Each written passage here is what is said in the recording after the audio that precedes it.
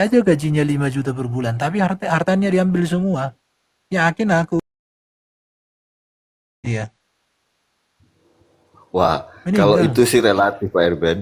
Karena aset itu kan bisa lari kemana-mana, bukan di dalam negeri Ya, aja. kalau sudah ada yang namanya disita hartanya, itu gampang. Ke siapa dia kasih kan ada transaksinya. Ya kan bisa dicari jejaknya. Emang sulit mencari itu. Kalau tunai nggak bisa Pak Erben. Loh, masalahnya kan dia kan tarik uang. Kemana Kalau kau kita taruh pegang uang tunai ini? nggak bisa. Iya kan dicari. Kemana kau cari tunai? Kan di Dia dapat. kan belum tentu, ya ini diskusi ya, belum tentu biaya atas namanya dia gitu loh. Terus masuk pakai Ya, Bitcoin juga barang itu juga susah, susah ya, di trace sekarang artinya masih ya, gini, masih kalau susah udah di trace. ketahuan dia korupsi, yang terlibat dengan dia disikat habis. Ya orang pun kalau sudah tahu kita uang korupsi, takut kita nerima itu. Nanti harta kita ikut disita karena orang yang menada uang korupsi juga ya berarti korupsi, memfasilitasi korupsi, diangkut semua dia. Ya contoh lah, saya punya rumah, terus dikasih orang sama aku gini, oh nanti rumahku ini disita sama kau lagi. Aku ngomong gitu. Cuma masalahnya kan nggak ada undang-undangnya. Korupsi, masuk Ya, penjara 5 tahun, potong, tinggal dijalani 2 tahun. Habis itu jadi DPR lagi dia. Ya ya, kan lucu. sepertiga, Apalagi ada, sepertiga. aku dengar itu katanya mendapat apa itu Novanto itu bintang bintang apa itu? Apa itu bintang Mahakarya Putra putra. atau apa itu? Padahal mantan korupsi. Ah, ya sulit kalau udah kayak gitu. Ya makanya kan kembali lagi harus apa hukumnya harus benar gitu loh. Ya itu yang Korea Iya Utara. betul. Sita hartanya habis full. Seaset istrinya, seaset anaknya full. Udah selesai. Kan enak. Negara kita langsung kaya. Iya. Tangkap aja semua. Korupsi habis. Korupsi habis. Keren kan? Iya.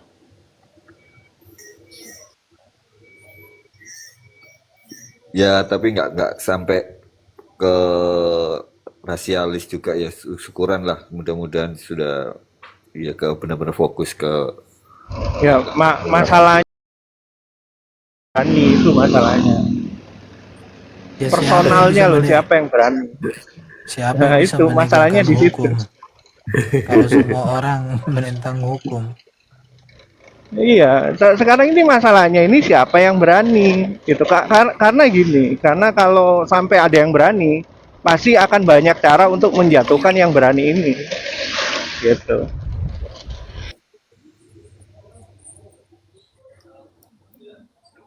Iya ini masih kan belum jelas apa yang mau ingin dicapai kan apa kan belum jelas. Malah yang belum jelas ini takutnya ditunggangi yang enggak ini yang repot. Ya, Tambah baik, ya tambah itu ya kita mudah-mudahan berdoa supaya eh, tambah ada solusi. Ini kan belum ada solusi. ya itu dia. Jadi serba repot kita ya. Menyalahkan pemerintah sulit, menyalahkan pendemo sulit. Ya udah, intinya ya berbenah saja. Tapi kadang aku juga berpikir, kenapa? Iya salah masyarakat juga. Disogok juga dirimu waktu milih. Kasih kau 200.000, kau pilih dia.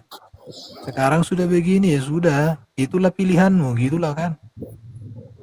Ya istilahnya gerbong Pak Ben. Ada satu gerbong itu yang terkait semua ya. Jadi ya ada gerbong-gerbong itu ya, saling balapan antar gerbong satunya sama gerbong satunya itu sih. Kalau bahasa bisanya itu seperti itu.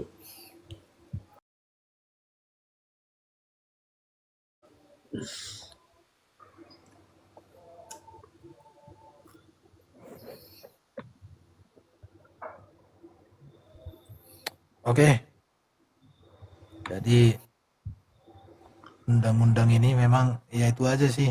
Harusnya yang demo ini sahkan undang-undang perampasan aset itu dulu lah. Ya kan?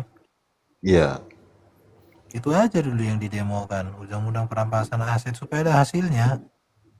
Ya, tapi Jadi juga ini kan Pak korupsi. Erben,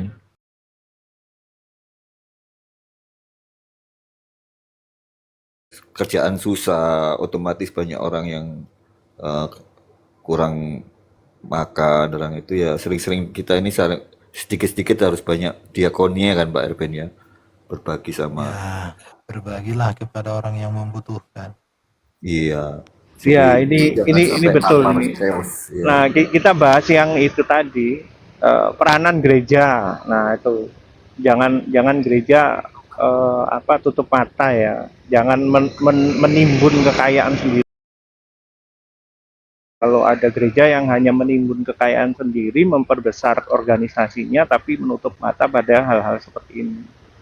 Ya, mungkin kalau bisa saran ya, ya inilah saatnya gereja bisa bergerak untuk melakukan sosial secara terbuka ya, agar masyarakat itu pun juga bisa melihat ya memang ada ajaran di dalam kekristenan, jika tangan kananmu memberi, tapi ya kalau dalam hal ini ya kita juga bisa juga melakukan seperti seperti saat Tuhan Yesus pun juga menyembuhkan.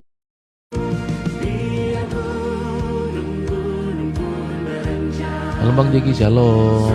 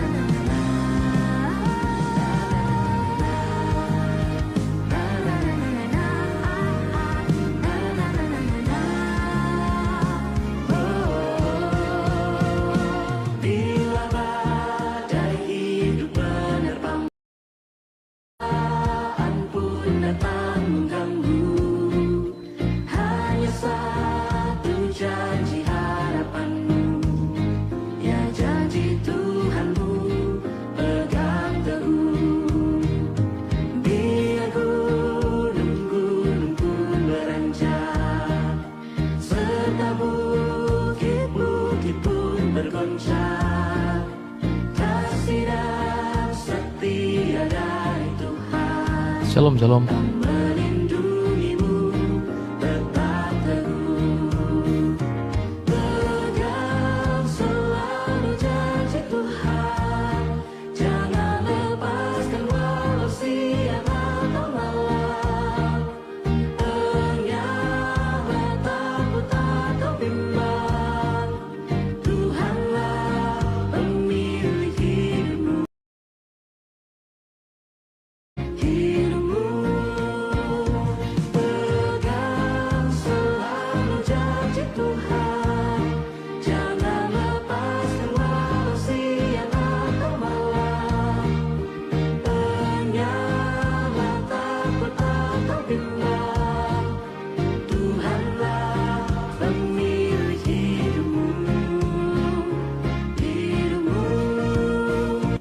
Ya, baik teman-teman. Sekali lagi shalom untuk kita semuanya ya. Damai sejahtera dan sukacita daripada Tuhan Yesus menyertai kita semua. Kita akan diskusi dengan Ustadz Yusuf PI, teman-teman. Kan ya mengenai dosa ya dari sudut pandang Islam Kristen. Jadi teman-teman nanti silakan menyimak dan teman-teman mohon bantu tap-tap layar dan share ya. Puji Tuhan, terima kasih untuk semua rekan-rekan yang sudah bergabung ya. Terima kasih untuk partisipasinya semuanya ya. Yang belum follow-follow, monggo teman-teman follow dulu terlebih dahulu ya. Thank you semuanya. Iya. Oke, thank you. Selamat malam, Ustaz. Malam, Bang. Kemarin itu ya teman-teman ngajak dengan tema masalah apakah eksekutor dari penyalipan itu pahlawan. Tapi saya kurang berminat dengan tema tersebut karena apa? Karena sempit temanya. Ya. Gitu, sempit temanya itu. Ya paling untuk pertanyaan ke Kristen aja. Nah, makanya kita malam ini ya teman-teman berdiskusi dengan Bang Jaki dengan tema konsep dosa itu lebih luas masalahnya gitu. Ya pembahasan kita 1 jam ya teman-teman. Mungkin untuk berdiskusi dengan beliau. Siapa dulu mau duluan Bang? Ente lah duluan. Ya. Oh gitu. Oh iya, silakan.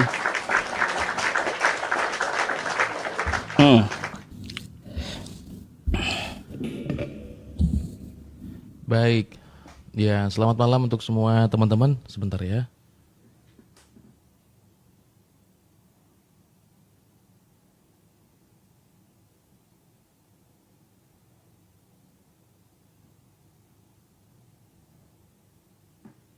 Ya, mohon maaf saya lagi setting di YT tadi ya. Ya, selamat malam untuk semua teman-teman. Boleh ngobrol ya, bareng kembali dengan Ustadz Yusuf PI. Tema pembahasan kita mengenai konsep dosa teman-teman di dalam Islam dan Kristen. Jadi kita akan membahasnya dari 2 sudut pandang dan nanti kita melihat implikasinya ya, seperti itu. Nah, yang pertama, teman-teman sekalian, apa arti daripada dosa dalam iman Kristen? Dosa dalam iman Kristen itu yang pertama adalah pelanggaran terhadap hukum Allah. Oleh sebab itu, bahwa dosa itu hukum-hukum Allah. Kita bisa bersalah kepada manusia, kita bisa salah kepada manusia, tapi kalau mengenai dosa, itu hanya bisa kepada Allah. Ya, karena Allah memiliki hukum, memiliki ketetapan sehingga waktu itu dilanggar, itulah yang namanya dosa. Nah, oleh sebab itu bahwa dosa itu sekali lagi adalah pelanggaran atau ketetapan terhadap hukum-hukum Allah. Ketika seseorang melanggarnya, maka disitulah disebut sebagai dosa. Nah, teman-teman, kita atau akar daripada dosa di dalam Alkitab. Alkitab mencatat bahwa manusia itu diciptakan bukan untuk berdosa. Melainkan Alkitab itu dicatat untuk menjadi penguasa, untuk memelihara langit, bumi, dan dan semuanya yang ada di bumi. Jadi tidak pernah untuk berdosa dan mati. Nah, lalu mengapa manusia mengalami kematian? Sebabnya adalah karena manusia berdosa. Allah sudah menyatakan ya bahwa upah dosa itu adalah maut. Atau pada peristiwa yang awal itu adalah kepada Adam dan Hawa. Yaitu pada hari engkau memakannya, pastilah engkau mati. Maka daripada itu bahwa kematian itu bukan menjadi tujuan Allah menciptakan manusia. Ya, tetapi untuk hidup kekal. Itulah sebabnya bahwa ketika manusia melanggar, ya, manusia tidak lagi mendapatkan hidup yang kekal. Dan manusia akhirnya berdosa dan mati. Nah, jadi rancangan awal Allah kepada manusia bukanlah untuk berdosa dan mati. Dan hidup kekal. Nah, maka konsep dosa ini dalam iman Kristen ya harus diselesaikan. Ya, harus diselesaikan. Itulah sebabnya bahwa di dalam iman Kristen meyakini bahwa Yesus Kristus datang ke dalam dunia ini ya untuk menebus manusia dari dosa. Yang ditebus oleh Kristus adalah manusia daripada dosa. Ya, tidak bisa sesuatu yang lain yang menyelesaikan dosa. Harus yang membuat ketetapan, yang menyelesaikan dosa. Ya, karena apa? Tadi sudah saya katakan di manusia itu bukan untuk mati dan berdosa. Nah, ini sangat aneh sekali kiranya kalau ada ya Tuhan misalnya menetapkan manusianya untuk berdosa. Sementara dosa adalah pelanggaran terhadap hukumnya. Nah, maka dalam iman Kristen bahwa manusia tidak diciptakan untuk berdosa. Melainkan dosa itu adalah pilihan daripada manusia yang ingin membangkang terhadap hukum Allah. Nah, maka daripada itu, dengan sadar manusia melakukan dosa, maka dengan sadar pula lah manusia harus menyadari penting, ya. Nah, maka harus dengan sadar pula memilih juru selamat yang dapat menyelamatkan dari dosa. Nah, oleh sebab itu teman-teman, dosa dalam iman Kristen itu diselesaikan melalui penebusan Kristus di atas kayu salib yang telah dinubuatkan sejak dalam perjanjian lama, dimulai dari Kejadian 3 ayat 15 mengenai janji Allah kepada seseorang, ya, yaitu perempuan yang akan lahir, dan keturunan perempuan itulah yang akan, ya, menghancurkan kuasa dosa atau meremukkan kuasa dosa. Nah, maka dari pelanggaran terhadap hukum Allah yang dimana yang melanggarnya harus mengalami kematian dan hukuman. Hukuman terhadap dosa itu tidak bisa ditiadakan, harus diselesaikan. Cara menyelesaikan dosa bukan berhenti berbuat dosa, tetapi menyelesaikan dosa sesuai dengan tuntutan Allah. Seperti itu, teman-teman sekalian. Ya, itulah pembuka dari beliau gitu ya.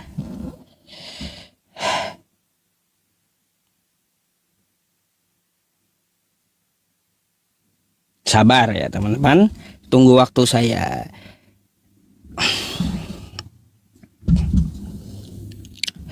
Baik, assalamualaikum warahmatullahi wabarakatuh ya kawan-kawan semuanya yang ada di TokTok ya, maupun di YouTube yang 7.000 orang yang baru saja di TokTok juga ya hadir ke tempat saya.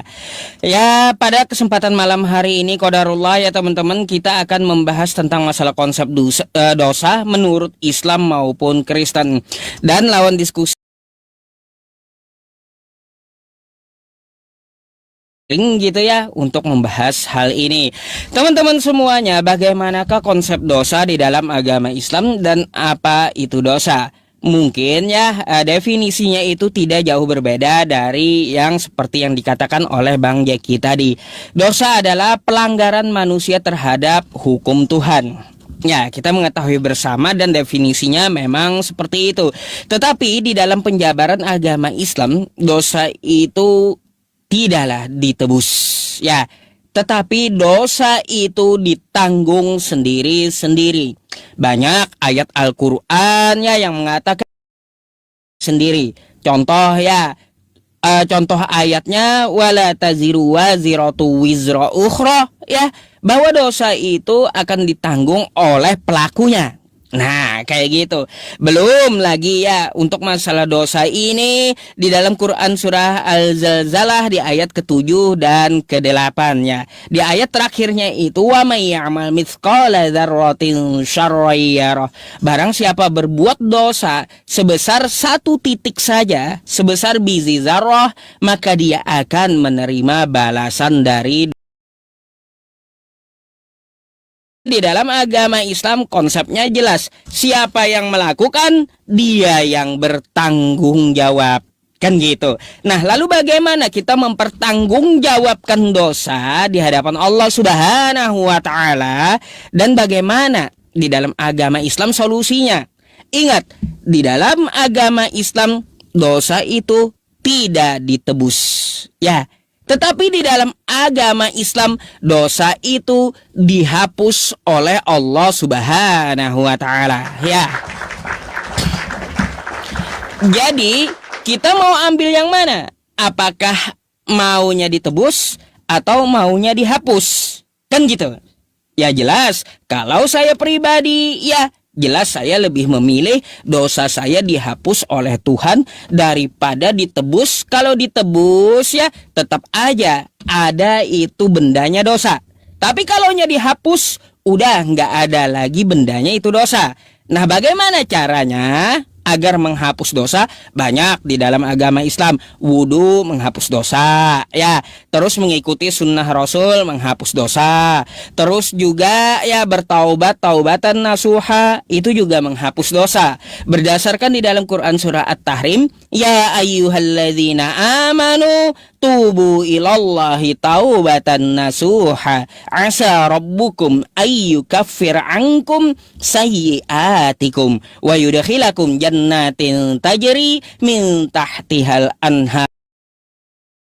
Orang-orang beriman, bertaubatlah kepada Allah dengan sebenar-benarnya taubat. Asa rabbukum ayyukaffir ankum, ya, Jadi Allah menghapus dosa kalian yang telah lalu kalau kalian mau bertobat.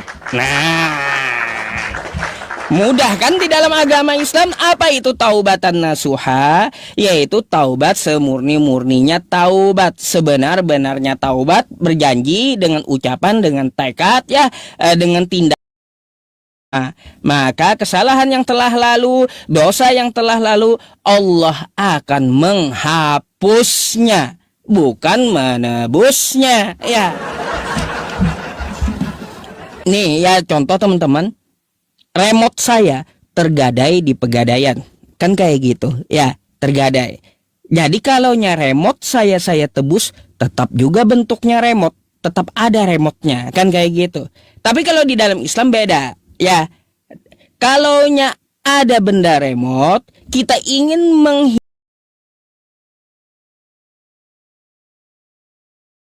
hancur, ditiadakan lagi, nggak ada lagi bendanya seperti yang ditebus tadi ya. Nah gitu. Jadi silakan Anda mau pilih ya di opening saya, apakah dosa Anda ingin dihapuskan atau ingin ditebus. Kalau saya pribadi, jelas saya lebih memilih untuk dihapus. Jadi seperti itu.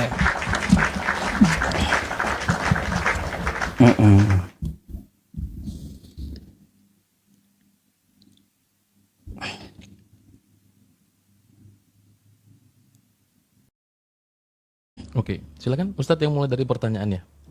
Tadi saya di awal closing, di awal Baik. pembukaan, silakan. Baik, kalau seperti itu saya akan bertanya, silakan dijalankan waktunya Bang Jeki ya. Ya, karena Bang Jeki memberikan saya waktu untuk bertanya pertama kali karena beliau yang opening. Dari opening beliau tadi saya memperhatikan banyak gitu ya di dalam penyampaiannya. Upah dosa adalah maut. Itu salah satunya. Di sini ada yang menggelitik dari pertanyaan saya. Karena konsep di dalam Kristen itu kita mengetahui ada dosa waris, yang mana sekali lagi ingat, dosa upahnya adalah maut, kan kayak gitu. Pertanyaan saya, bagaimana dengan bayi yang baru lahir, yang dia tidak tahu apa-apa, tapi dia udah digandrungi dengan dosa waris, kan kayak gitu. Nah, bayi ini apakah dia masuk surga atau tidak?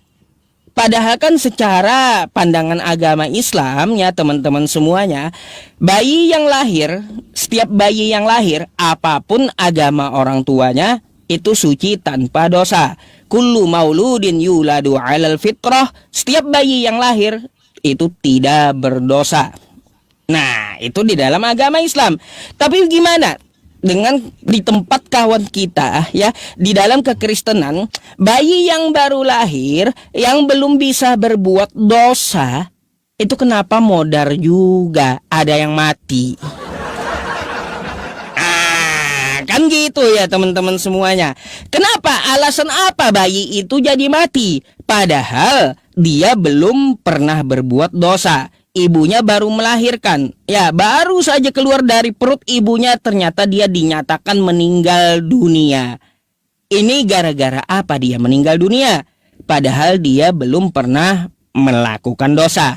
Ini yang perlu kita pertanyakan dulu ya kepada kawan kita. Karena apa? Saya nggak ngerti gitu. Upah dosa adalah maut ya.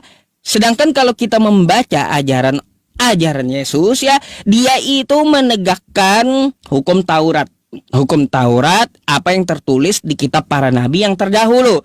Contoh di Yehezkiel 18 nomor 20 ya. Di situ anak tidak akan menanggung dosa bapaknya dan bapak tidak akan menanggung dosa anaknya. Kita dapat melihat di sini ya, dosa itu di perjanjian lama ditanggung sendiri-sendiri. Ingat di dalam Matius 3 ya, di dalam Matius 5 nomor 17 sampai 18. Selama langit dan bumi ini ada, hukum Taurat itu kata Yesus tidak dapat ditiadakan. 10 hukum Taurat yang pernah diturunkan kepada Nabi Musa. Ini pertanyaan kedua, jika dilanggar apakah menjadi dosa? Ini pertanyaan kedua ya. Yang pertama bayi. Yang kedua, 10 hukum Taurat yang diturunkan kepada Nabi Musa, jika dilanggar, apakah ini menjadi dosa untuk manusianya atau seperti apa? Itu dulu yang patut kita pertanyakan ya teman-teman. Setelah ini saya akan ada pertanyaan lanjutan karena saya sudah membawa atau membuka sebuah dalil di dalam Bible teman-teman kita yang ya patut untuk dipertanyakan juga. Jadi Bang Jeki, tolong dijawab ya kalau bisa dengan data ya atau dalil di dalam Bible Anda. Bagaimana dengan bayi yang baru lahir, kenapa dia bisa meninggal dunia padahal dia belum pernah melakukan dosa ya. Nah, mungkin itu aja ya teman-teman semuanya. Sekali lagi ya, di dalam agama Islam jelas dosa tanggung sendiri-sendiri. Anda yang ngutang, orang disuruh bayar, nggak masuk akal ya. Nah gitu, jangan Anda yang ngutang, orang disuruh bayar, nggak masuk akal gitu. Jadi ya di dalam agama Islam ini dia bisa dipakai juga hukumnya itu di dalam kehidupan negara. Barang siapa yang melakukan tindakan melanggar hukum, maka orang tersebutlah yang bertanggung jawab atas ya yang dia langgar. Contoh kan gini, kita mencuri di negara Indonesia, maka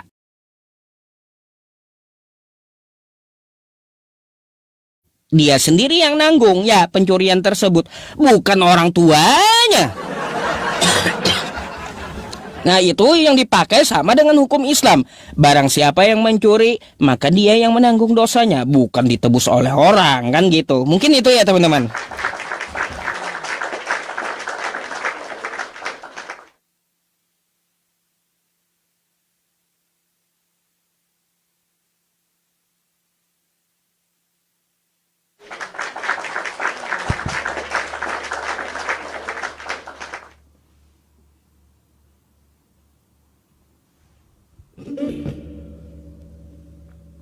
Oke, baik. Ya, yang pertama teman-teman, ada pertanyaan dari Ustadz Yusuf PI mengenai bayi ya. Nah, jadi bayi dalam iman Kristen tuh kemana? Ya, kenapa? Karena dikatakan bahwa loh bayi kan belum berdosa. Maka kenapa juga mengalami kematian? Nah, ini dia teman-teman, ada semacam pengertian yang memang bukan di dalam iman Kristen. Di dalam iman Kristen itu bahwa Alkitab mencatat oleh karena satu orang telah berbuat dosa, seluruh orang itu menjadi manusia yang berdosa. Sekalipun dia belum melakukan dosa aktual atau dia mencuri dan lain sebagainya, tapi manusia tersebut itu karena lahir dari Adam dan Hawa. Oleh sebab itu semua manusia akhirnya mengalami dampak daripada meskipun dia belum melakukan dosa aktual. Nah itulah sebabnya saya katakan teman-teman sekalian bahwa semua yang lahir daripada Adam dan Hawa mengalami kematian di dalam daging. Oleh karena itu bahwa yang lahir daripada Adam dan Hawa yang tidak percaya Yesus akan kekal di dalam kematian. Tetapi waktu kita percaya kepada Yesus, dikatakan dalam Alkitab, oleh karena satu orang telah berbuat dosa, semua orang menjadi berdosa. Tapi oleh karena karunia daripada Kristus yang percaya kepada Yesus, menerima kebangkitan itu. Nah, maka daripada itu, bahwa di dalam iman Kristen, semua manusia, di dalam Alkitab dikatakan pada waktu, pada hari engkau memakannya, pastilah engkau mati. Itu berbicara bahwa kematian menjadi sebuah keniscayaan yang tidak mungkin tidak terjadi, pasti terjadi. Baik dia tua, muda, bahkan bayi. Itulah sebabnya dalam iman Kristen tidak mungkin manusia tidak mengalami kematian. Ya, karena apa? Karena memang di dalam daging yang berdosa ini manusia mengalami kematian. Ya, nah maka kalau tadi dikatakan dalam iman Kristen, bayi orang percaya itu ada di dalam kerajaan sorga, sebab bayi orang percaya. Ya, bayi orang percaya. Nah, dalilnya diantaranya di dalam 2 Samuel 12 ayat 16 sampai 23. Itu bagaimana Daud berdoa untuk anaknya yang sakit supaya hidup, tetapi ternyata anaknya mati. Dan Daud berkata, bukan dia yang akan datang kepadaku, tapi aku yang akan datang kepadanya. Berikut pula di dalam 1 Korintus 7 ayat 13 dan 14, bahwa di sana dikatakan teman-teman sekalian, orang yang menikah dengan orang yang tidak seiman itu tidak boleh dicerai. Ya, nah karena suami yang percaya menguduskan istri yang percaya dan istri yang percaya menguduskan istri yang tidak percaya. Kalau tidak demikian, maka anaknya adalah anak cemar. Tetapi karena dikuduskan oleh suami yang percaya atau istri yang percaya, maka anak-anak tersebut adalah anak-anak kudus. Nah, maka daripada itu teman-teman sekalian dalam iman Kristen percaya bahwa anak atau bayi orang percaya itu diselamatkan jiwanya. Nah, yang kedua, ya mungkin tadi tidak ditanya tapi saya jelaskan karena setelah sesi ini saya bertanya ya supaya Ustadz nanti menjawab ya biar enak. Nah, maka teman-teman bahwa bayi yang tidak percaya jadi di mana? Nah, oleh sebab itu teman-teman sekalian, hukum dosa itu kan adalah kematian. Ya, mengalami kematian. Nah, maka daripada itu ketika seorang bayi dia tidak bisa memilih untuk percaya dan juga tidak bisa menolak untuk percaya. Nah, maka dalam iman Kristen ada sebuah wilayah adikodrati. Nah, tetapi teman-teman, kalau tadi bahwa yang lahir daripada keturunan Adam itu harus mati, maka bayi di dalam keadaannya yang tidak dapat memilih percaya dan menolak percaya itu tadi, dan mengalami kematian, maka tuntutan dosa terhadap daging atau tubuh bayi itu sudah selesai tuntutannya. Nah, maka dia dapat diselamatkan. Nah, karena orang yang hidup saja, di dalam Roma dikatakan bahwa ada orang-orang yang tidak melakukan, ya artinya dia bukan orang percaya, tapi dia melakukan tuntutan-tuntutan hukum Taurat, dia diselamatkan. Nah, itu dia, kendati pun Injil belum sampai kepadanya, tapi ada hati nuraninya yang menuntut untuk mengerjakan hukum Taurat itu. Karena hukum Taurat yang sejati itu adalah yang melakukan, bukan yang sekedar mengetahui hukum Taurat. Nah, maka daripada itu teman-teman sekalian, bahwa tadi yang ditanya tentang bayi itu kemana, ya masuk kemana, kita sudah sebutkan bahwa itu ke dalam sorga. Dan 10 hukum Taurat, kalau itu dilanggar, apakah itu berdosa? Tadi dikatakan, jelas, hukum Taurat itu kalau dilanggar adalah bagian daripada hukum Allah ya kepada Musa. 10 itu perintah Allah, kalau dilanggar maka itu berdosa. Baik, Bang Jeki, nanti diubah rule-nya setidaknya gini, dalam 5 menit sisipkan pertanyaan gitu ya. Oh gitu. Ya, Next, ya. gini silakan, mungkin Anda belum bertanya tentang Islam, saya kasih waktu gitu. Jangan dijalankan waktunya untuk pertanyaannya gitu. Oh gitu, baik. Ya, pakai waktu yang 2 menit ini aja kali ya. Boleh. Oke, baik. Ya, teman-teman, cukup menarik ya kalau tadi Ustadz Yusuf PI juga menyinggung mengenai persoalan bayi, teman-teman sekalian. Nah, jadi bahwa pertanyaan pertama itu begini, bahwa apa yang menjadi kehendak Tuhan? Tuhannya Bang Yusuf PI dan teman-teman Islam, apakah supaya manusia itu berdosa atau tidak? Sekali lagi, apa yang menjadi kehendak Tuhan dari Bang Yusuf PI, apakah supaya kalian itu berdosa atau tidak sebenarnya? Karena bahwa saya dapati misalnya di dalam hadis atau di dalam Al-Quran juga disebutkan ya, misalnya di dalam surah As-Saffat ayatnya yang ke 96. As-Saffat ayat yang 96. Di sana dikatakan bahwa padahal Allah lah yang menciptakan kamu dan apa yang kamu perbuat itu. Itu yang pertama, ya, bahwa kehendak Allah bagi Ustadz Yusuf itu supaya berdosa atau tidak.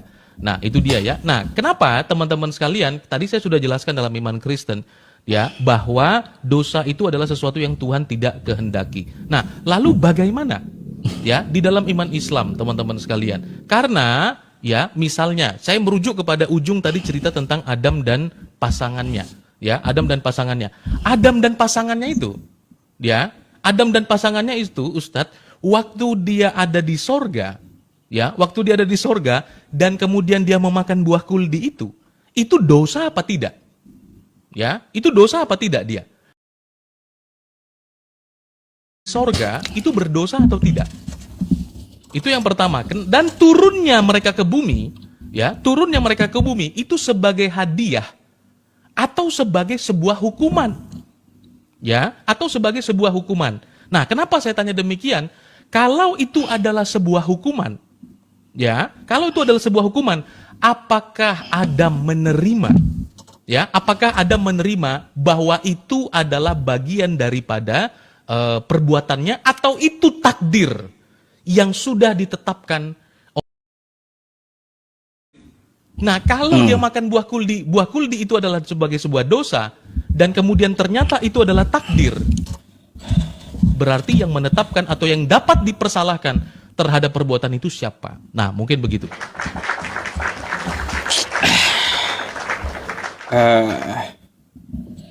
Oke. Saya akan jawab dulu ya teman-teman, memakai waktu kita ya. Ke dalam Quran surah An-Najm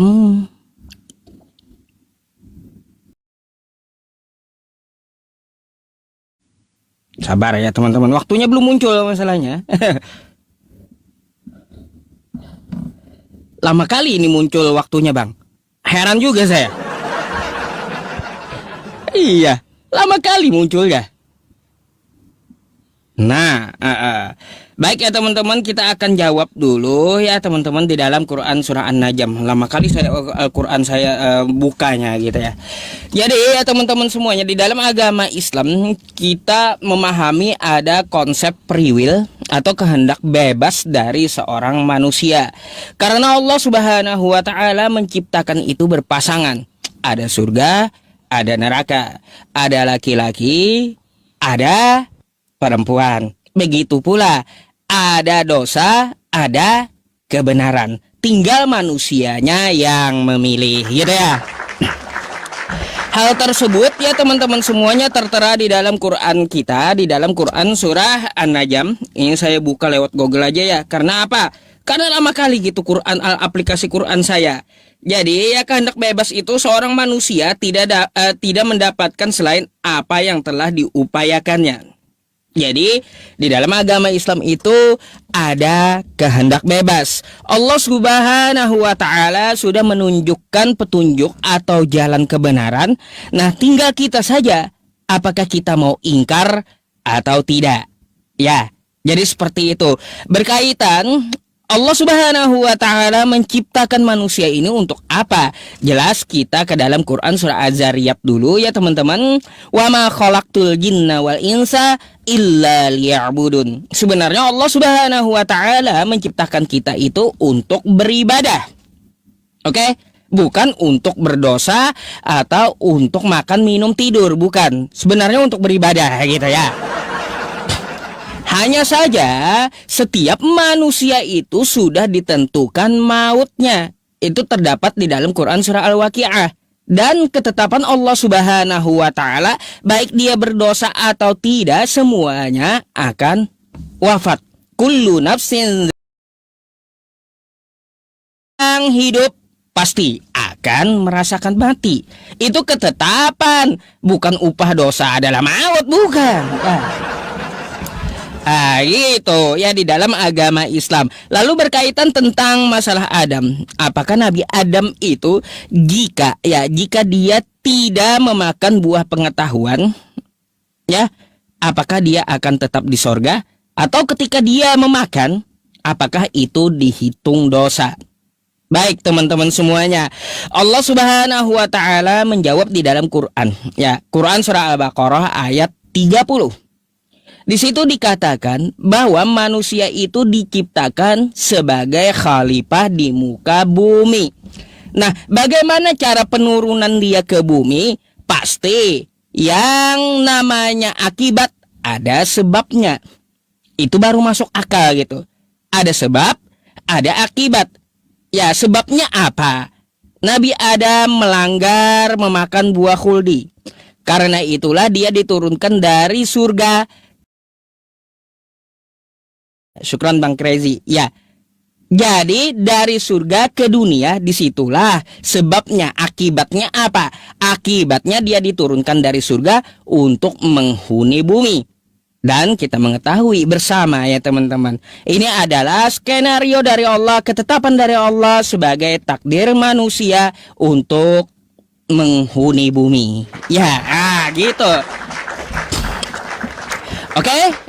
Gitu Bang ya, ceritanya nggak mungkin ya tiba-tiba orang naik pesawat udah ada di langit tapi dia kagak ke bandara, nggak mungkin. Ya kayak gitu, nggak mungkin seseorang itu ada di langit dengan pesawat kalau dia nggak ke bandara, nggak mungkin. Makanya ya nggak mungkin manusia itu diturunkan ke muka bumi kalau tanpa sebab. Nah, jadi seperti itu. Ya, jadi harus dipahami di dalam agama Islam itu seperti apa, begitulah konsepnya. Nah, saya mau bertanya ya Bang Jeki ya. Ketika Anda menjabarkan kepada saya tadi tentang bayi. Bayi itu dilahirkan meskipun belum ada dosa aktual. Waduh, ini Bang Jeki ajaran macam apa gitu loh. Cuma ada di Kristen bahwa seorang bayi baru lahir 1 detik udah berdosa. Ini ajaran di Kristen kalaunya bayi ya Anda hidup di Kristen baru nongol udah diwarisi dosa. Waduh, naudzubillahi min dzalik ya teman-teman semuanya. Sebenarnya sih ada pertanyaan tapi nggak apa-apa. Mungkin saya akan melihat tanggapan dari Bang Jeki dulu setelah ini, silakan.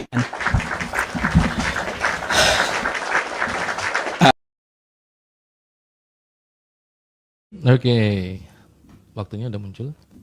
Belum. Makanya agak lambat tempat saya. Saya mau lihat tanggapannya dulu. Habis ini baru saya mau nanya. Oke, baik. Ya, teman-teman sekalian, bahwa ada yang menarik ya yang disampaikan oleh Ustadz Yusuf PI. Tadi yang pertama dijelaskan bahwa itulah free will. Kemudian ditutup dengan statement skenario atau takdir ya, atau ketentuan atau ketetapan Tuhan gitu ya. Nah, maka teman-teman sekalian bahwa maksud saya begini, ketika Adam mati apa segala macam kan begitu. Dan kemudian misalnya dalam surah Al-Baqarah ayat 35 ya, jangan mendekati ya, dikatakan bukan buah pengetahuan yang baik ya Ustadz tadi itu di Alkitab itu ya. Nah, dan kami berfirman, hai Adam, diamlah kamu dan istrimu di sorga, makanlah makanan yang baik lagi di mana saja kamu sukai, janganlah kamu mendekati pohon ini yang menyebabkan kamu termasuk orang-orang yang zalim. Jadi jangan makan buah itu. Kalau mendekati buah itu kamu orang yang zolim, kan begitu. Nah, maka teman-teman sekalian, kalau mendekati buah pohon itu zolim, tidak boleh, dilarang. Tapi kemudian Ustadz tadi mengatakan itu skenario. Makan buah itu zolim, tapi sudah diskenariokan. Artinya bisa dijadikan bahwa manusia itu orang yang zolim karena skenario itu. Nah, maka teman-teman sekalian, apakah Adam itu mau dipersalahkan terhadap itu? Ya, tentang makan buah yang zolim itu, yang akhirnya menyebabkan zolim itu, apakah Adam mau dipersalahkan? Ya, ternyata misalnya teman-teman, sebentar ya, saya buka. Misalnya di dalam sebuah riwayat, ya teman-teman bisa nanti lihat dalam hadis Sahih Bukhari nomor 4367. Dalam hadis Sahih Bukhari ada sebuah perdebatan. Saya juga tidak mengerti ya, bagaimana bisa Adam ketemu dengan Musa dan mereka berdebat ya. Sahih Bukhari 4367. Di sini dikatakan bahwa Adam dan Musa bertemu, Musa berkata kepada Adam, wahai Adam, engkaulah orang yang telah mencelakakan manusia dan mengeluarkan mereka dari sorga. Lalu Adam ganti berkata, wahai Musa, bukankah Allah telah memilihmu dengan risalah dan kalamnya? Ya, dan Allah juga menurunkan kepadamu Taurat? Musa menjawab, iya. Dan Adam berkata, ya, bukankah kamu mendapati di dalamnya bahwa hal itu telah ditetapkan kepadaku sebelum aku diciptakan. Apa yang kemudian ditetapkan kepada Adam, ya, ditetapkan kepada Adam. Nah, maka konteksnya kita lihat Musa ini sedang mendebat tentang Adam yang kemudian dianggap mengeluarkan mereka dari sorga.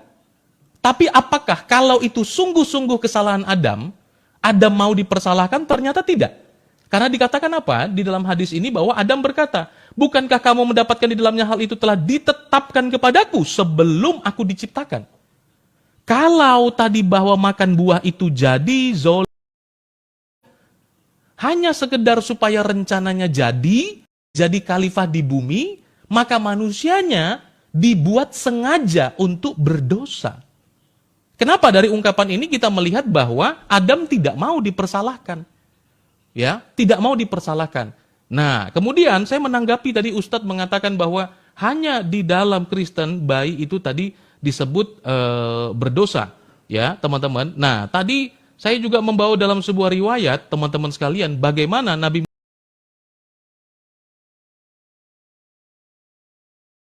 ya, di sini Aisyah berkata, ya ada jenazah dan beliau dalam riwayat ini yang mensolati dari kaum Ansor.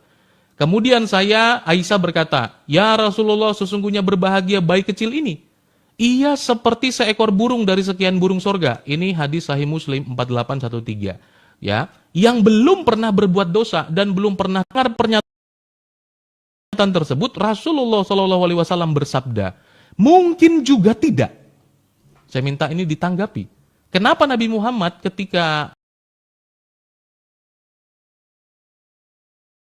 kenapa bayi ini seperti seekor burung di sorga yang belum pernah berbuat dosa? Tapi Nabi Muhammad mengatakan apa? Mungkin juga tidak. Sesungguhnya dikatakan Allah telah menciptakan orang-orang yang akan menjadi penghuni sorga ketika masih berada dalam tulang rusuk. Maka kalau pernyataan nyeleneh tadi di tulang rusuk bikin dosa apa dia? Ya, nah kan tentu belum. Yang masuk sorga, sorga. Yang diciptakan dari neraka akan masuk neraka sejak dari dalam tulang rusuk bapak-bapak mereka. Ya, nah seperti itu.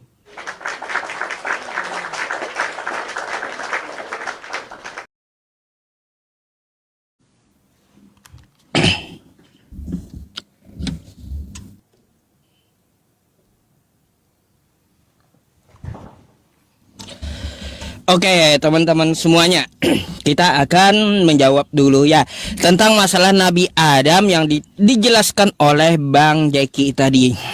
Ya, dan Nabi Adam bertemu dengan Nabi Musa katanya di dalam sebuah hadis. Lalu Nabi Adam di situ tidak mau dipersalahkan. Jelas gak mau Nabi Adam dipersalahkan. Karena apa? Coba Anda buka, teman-teman. Nih ya. Nih ya, fatalaqqa Adamu min rabbih kalimatin fataba alaihi innahu huwat tawwabur rahim. Kenapa Nabi Adam tidak mau dipermasalahkan? Karena apa? Maka Allah menerima taubat Nabi Adam, ya gitu. Ngapain lagi Nabi Musa mau mempermasalahkan? Jika ada ketetapan yang diturunkan kepada Nabi Musa lalu dilanggar, nggak bisa dimasalahkan kepada Nabi Adam. Karena Nabi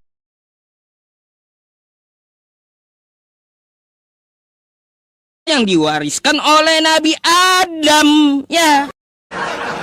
Begitu pula di Bible Anda, kan Nabi Adam itu bertaubat. Yang dikutuk itu adalah tanah dan ular, bukan Nabi Adamnya.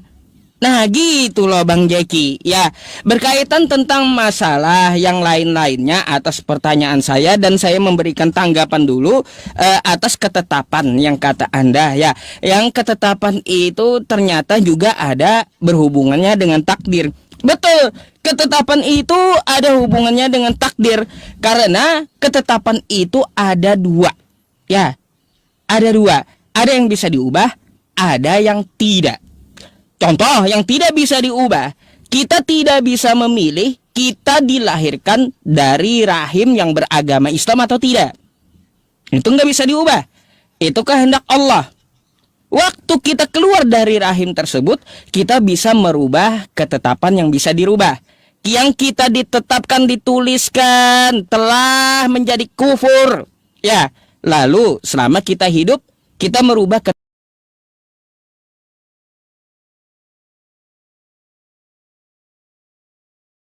begitu pula ya, begitu pula ketika seseorang manusia itu dia mempunyai ketetapan semua manusia akan merasakan maut.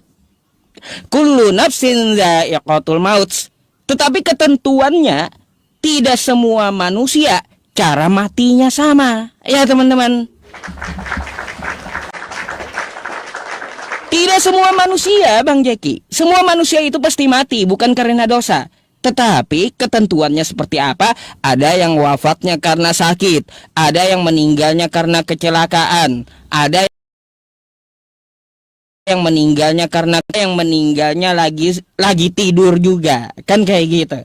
Jadi ketentuannya itu beda-beda. Jadi perlu kita ketahui di dalam Quran surah Ar-Ra'd ayat ke-11 ya. Di situ ditetapkan oleh Allah Subhanahu wa taala, Allah tidak akan merubah nasib suatu kaum kalau kaum tersebut tidak merubahnya. Artinya apa? Ada ketetapan yang bisa kita ubah. Bang Jeki, saya agak heran dengan penjelasan Anda tadi ya. Saya tanggapi 1 menit tentang kekristenannya.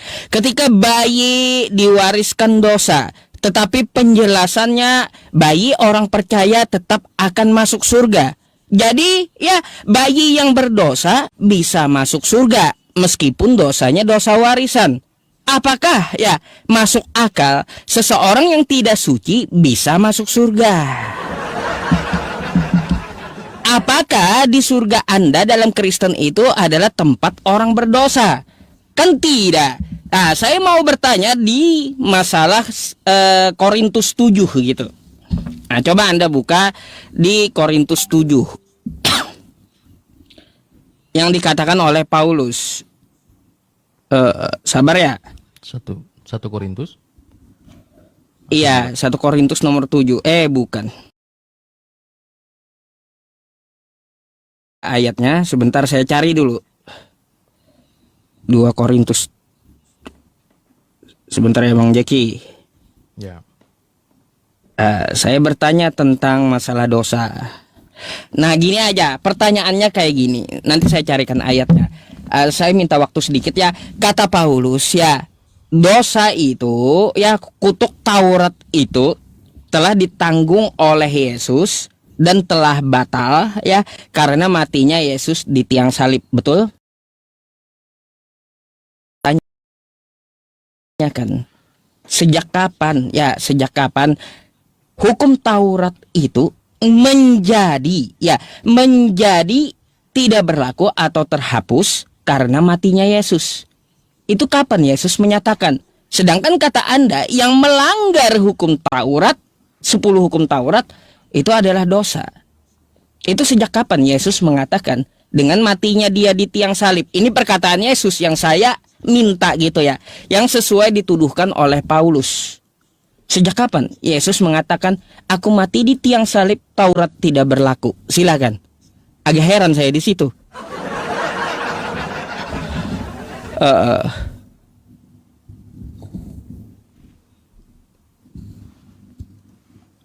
Oke. Nanti kalau masih ada ayatnya saya tunggu ya. Sebenarnya menurut saya topiknya tidak kena ya, karena topik yang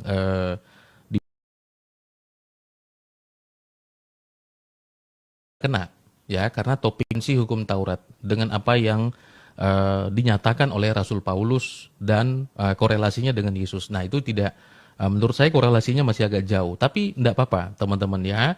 Nah, di dalam Efesus pasal yang kedua, di sana dikatakan bahwa dengan matinya Yesus sebagai manusia telah membatalkan hukum Taurat dan segala ketentuannya. Nah, jadi yang dibatalkan di sana adalah ketentuan atau dampak atau akibat yang dihasilkan daripada melanggar hukum Taurat itu. Nah, itulah yang kemudian melalui Yesus Kristus itu semua telah selesai. Ya, semua telah selesai. Nah, di antaranya teman-teman bahwa Yesus menggenapi perjanjian lama.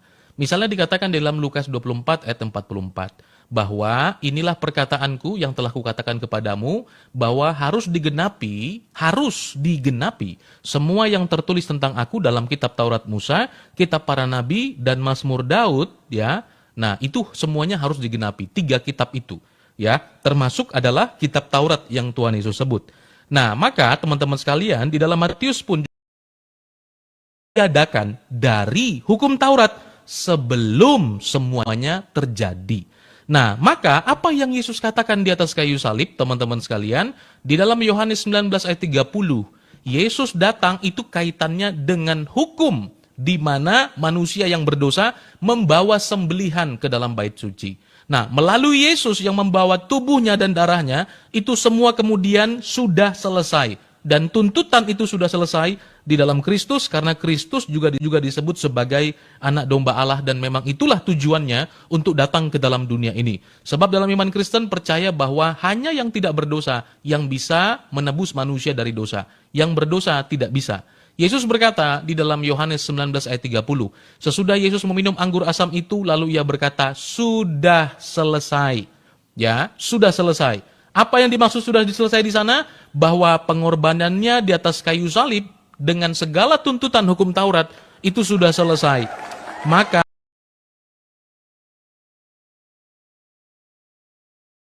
untuk berbicara mengenai dosa. jadi apa yang dikatakan oleh Rasul Paulus tersebut itu berkorelasi dengan tanggung jawab manusia terhadap dosa, yang dimana dia yang harus kemudian merasakan akibat dosa, tapi melalui Kristus yang berkorban bagi manusia, maka semua itu dikerjakan dan selesai oleh Kristus. Ungkapan Tuhan Yesus juga mengatakan bahwa aku memberikan nyawaku menjadi penebusan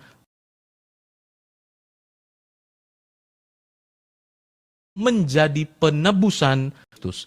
Nah, sedikit waktu lagi, teman-teman sekalian, saya sekaligus menanggapi ya.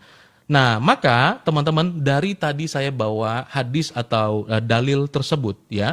Di sana Adam tidak mengatakan bahwa ya karena taubatnya diterima. Itu tadi Ustadz ngomong begitu, bawa ayat. Wah, jadi kenapa Adam tidak mau dipersalahkan? Karena dikatakan taubatnya sudah diterima. Taubatnya sudah diterima, tapi apakah peristiwa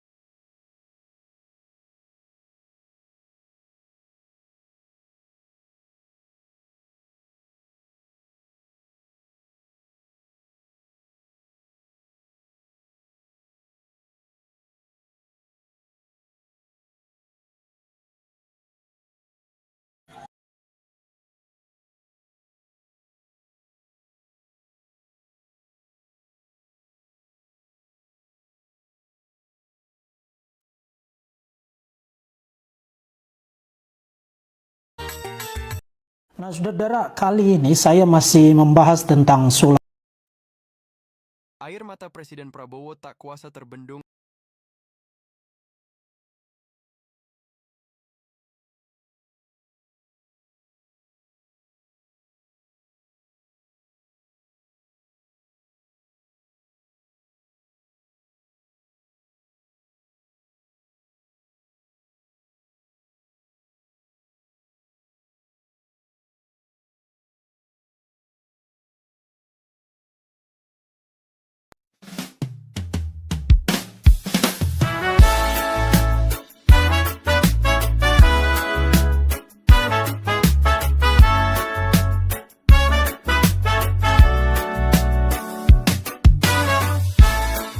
Terima kasih sahabat iman, menyaksikan tayangan ini.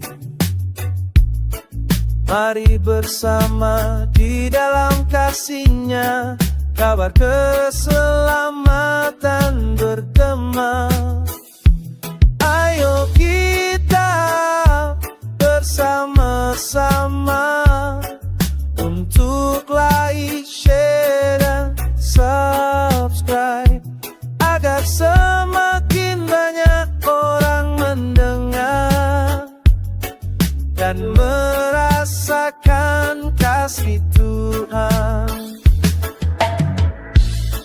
Terima kasih sahabat setia,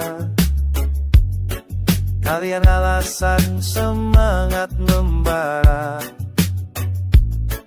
Mari terus kita sebarkan cinta Tuhan ke seluruh. I was lost, too far to see. Then your love came down for me. Not with words, but with the cross. You gave it all to heal my loss.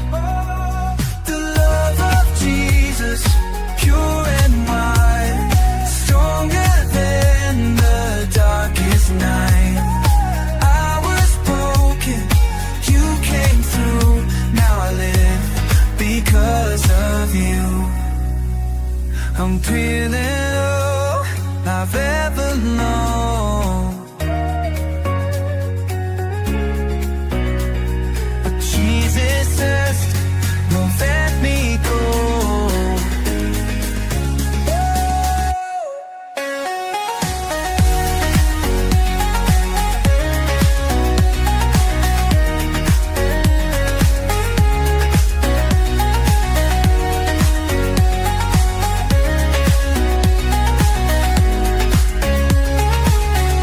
No greater love I've ever known. Jesus, you won't let me go.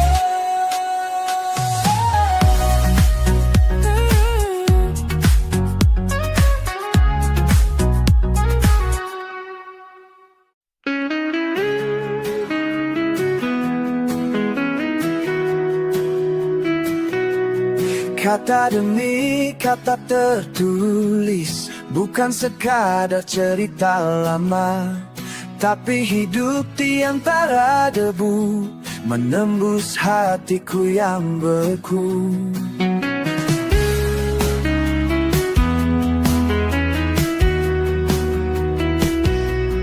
Di tengah dunia yang berubah, suaramu tetap sama.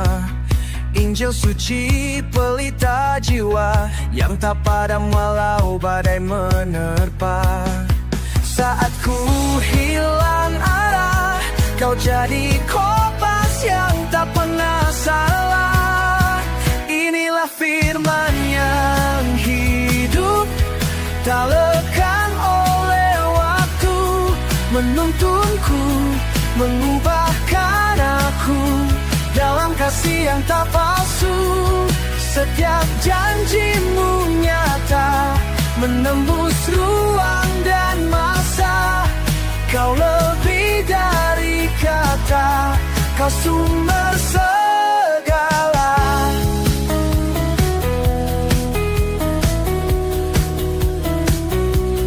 Kau selalu mudah ku mengerti, tapi firmanmu ajarku berdiri, menguatkan dalam sunyi, menghidupkan mimpi yang mati.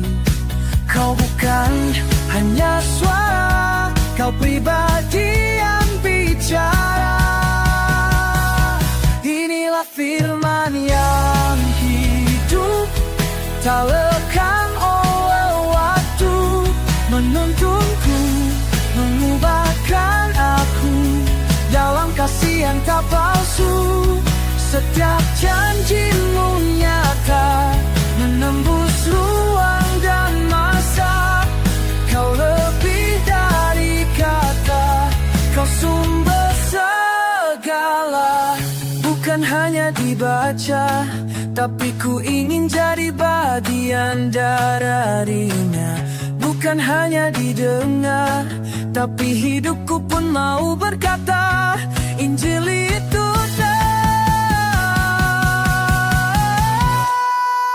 ya Tuhan.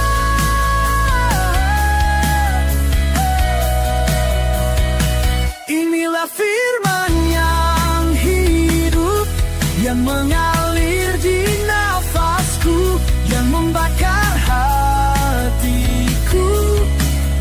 Dalam terang kasih-Mu tak akan ku ragu lagi.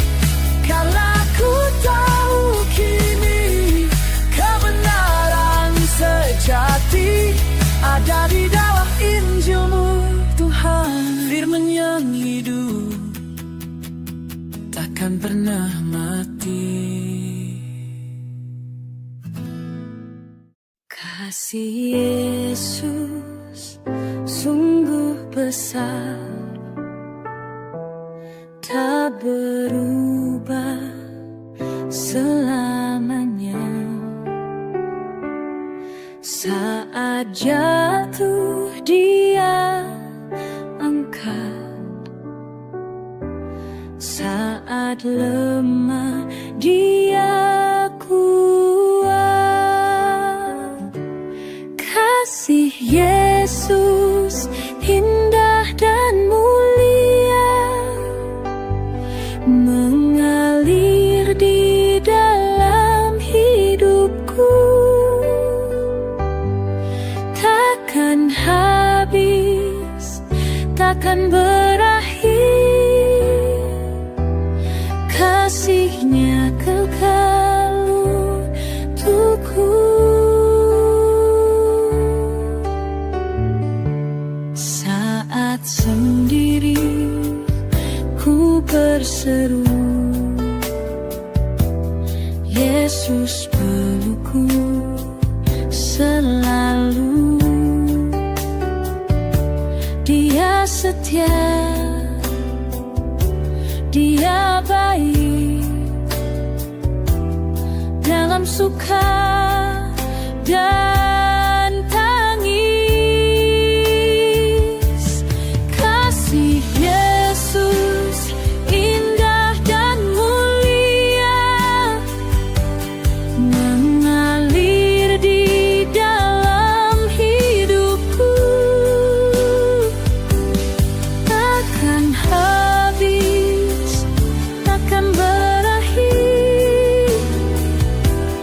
Kasih-Nya kekal untukku.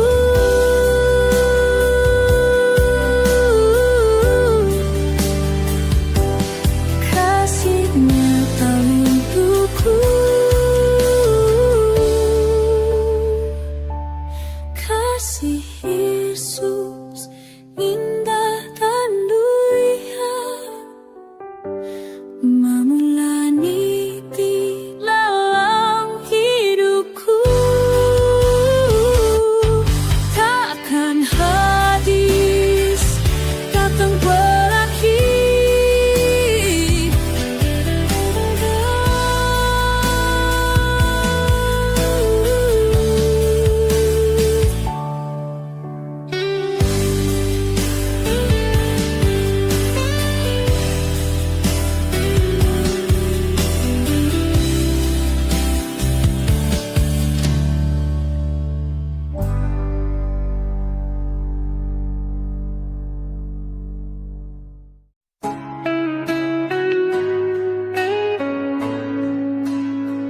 Seperti domba di tengah serigala, kau bilang dunia takkan selalu ramah. Akan ada saat ku harus memilih antara takut atau percaya. Bukan mudah bicara tentang kasih saat semua memandang dengan benci, tapi kau janji Rohmu yang bicara ganti lidahku. Jika mereka benci aku, itu karena mereka tak kenal Engkau. Aku takkan menyangkau, meski dunia memojokkan, namamu tetap ku sebut. Saat malam terasa terlalu sunyi, dan jika hidup ini jadi taruhan, tetap ku pilih untuk setia. Sebab yang mengaku di hadapan dunia akan kau akui di surga.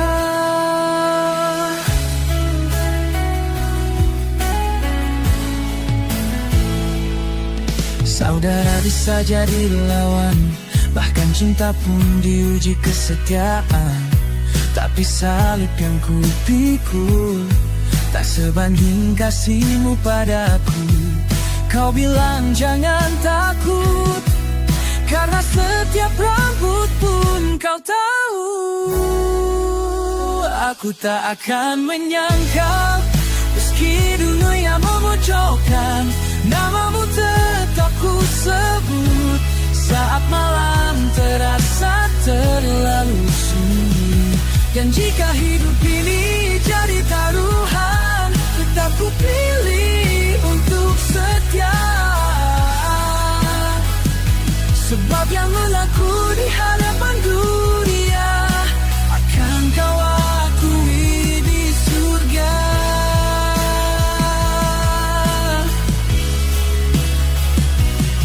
Bila hari itu datang dan semuanya jadi gelap, teguhkan hatiku agar tetap berdiri di pihakmu.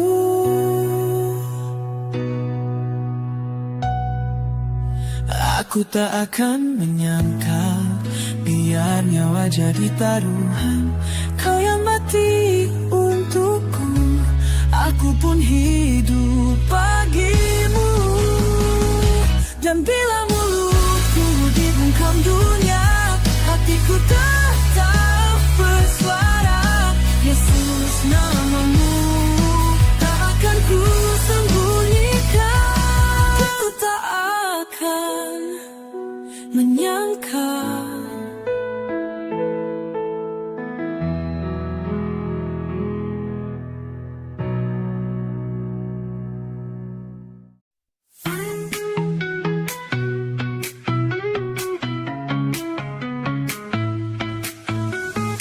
You came not with sword or crown,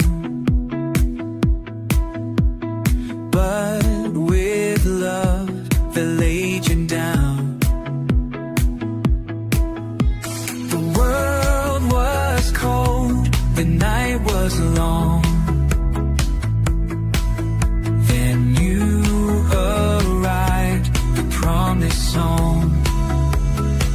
Messiah, light in the dark, you heal the wounds, you mend the heart. Hope has a name, and it is you.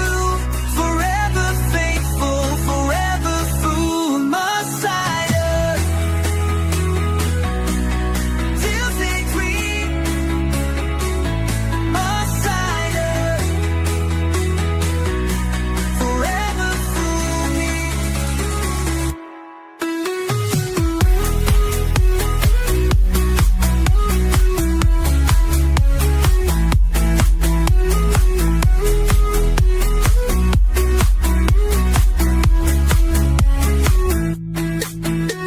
Fight on to save your rivers and king. Reconciliation and majesty.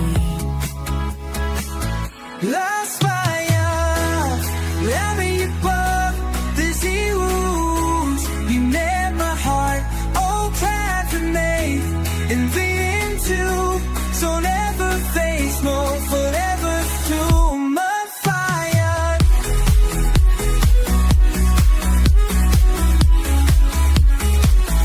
My fire.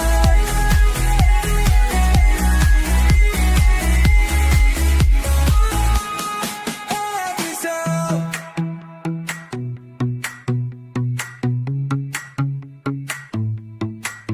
Messiah, Savior, risen King. You're the reason my soul sings.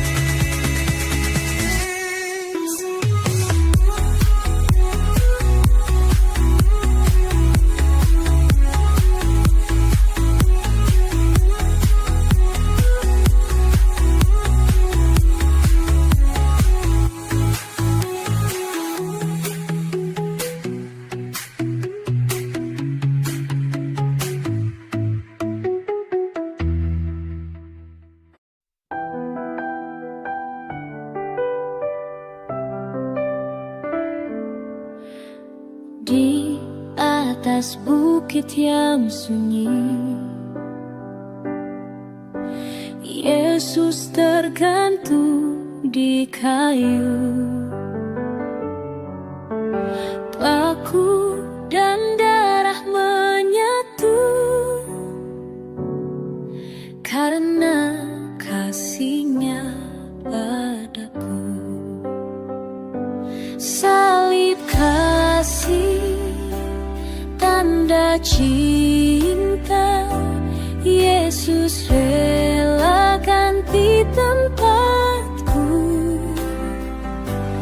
Jumat Agung, hari kemenangan,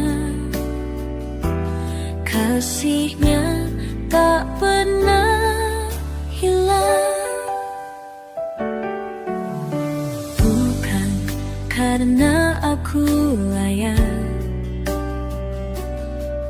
tapi Dia tetap mengasihi. Di salib Dia berkata, semua sudah selesai. Salib kasih, tanda cinta, Yesus rela ganti tempatku. Jumat Agung, hari kemenangan,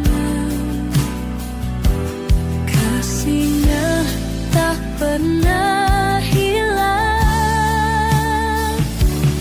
Terima kasihlah, Yesusku.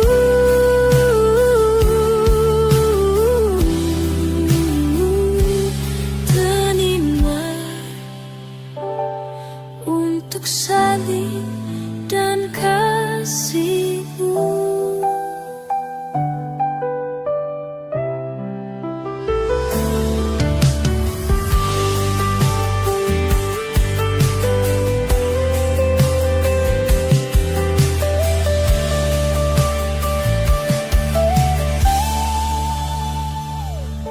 Salib kasih, benar cinta yang sesungguh, kasih menuhani kenyala. Terima kasih Yesus, Engkau salib dan kasih.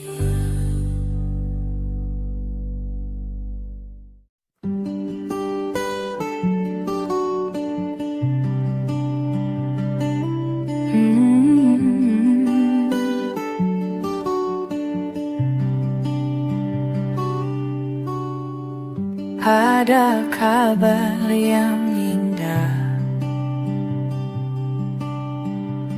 tentang kasih yang nyata. Yesus datang ke dunia untuk selamatkan kita. Injil kasih, kabar baik, Yesus mati dan bangkit, buatku hidup, buatku baru. Yesus, Engkaulah jalanku.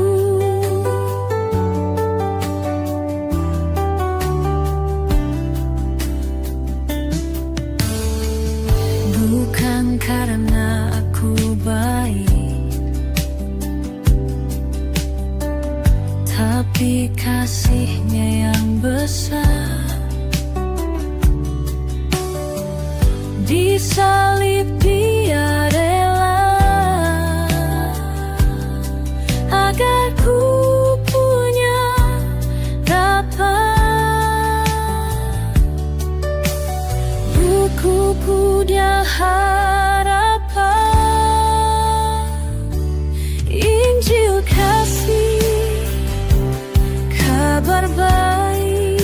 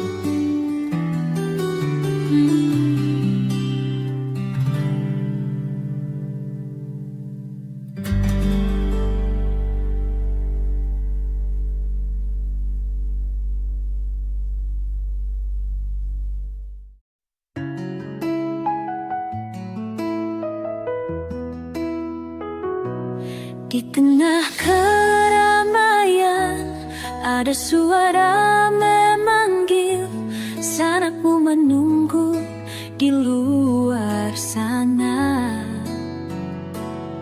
Namun kau tak langsung pergi, kau pandang wajah di sekitarmu dengan mata penuh kasih. Kau berkata dengan lembut, mereka yang taat adalah saudaraku. Tak harus satu darah untuk jadi satu dalam kasih. Lebih dari darah, lebih dari nama, keluarga sejati ada dalam firman-Nya. Yang mendengar, yang percaya, yang berjalan di jalan-Nya.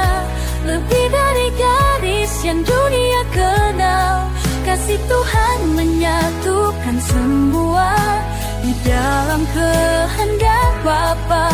Kita saudara selamanya.